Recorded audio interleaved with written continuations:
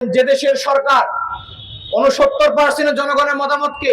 বৃদ্ধাঙ্গুলি দেখিয়ে গণভোট সহ গুরুত্বপূর্ণ 20টি অধ্যাদেশকে স্বয়ংক্রিয়ভাবে বাতিলের জন্য লিখিত প্রস্তাব করে, সে দেশের জনগণের স্বাধীনতা আর স্বাধীনতা দিবস বলতে আর কোনো কিছু থাকে না।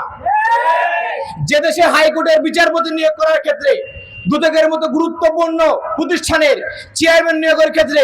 সরকারি দল সরাসরি স্বাধীনতায় হস্তক্ষেপ করে, সে দেশের জনগণের সুশাসন প্রতিষ্ঠা, আইনের শাসন তৈরি করা এবং দুর্নীতি দমনের গল্প আমাদেরকে শোনানো সরকারের পক্ষ থেকে, সেই গল্পকে মিথ্যা গল্প ছাড়া কোনো কিছু আমাদের কাছে মনে হয় না। সংগ্রামী উপস্থিতি, আপনারা দেখবেন যে দেশের বিশ্ববিদ্যালয়গুলোতে ভিসি নিয়োগ করা হয় দলীয় পদবীর ভিত্তিতে, যে দেশে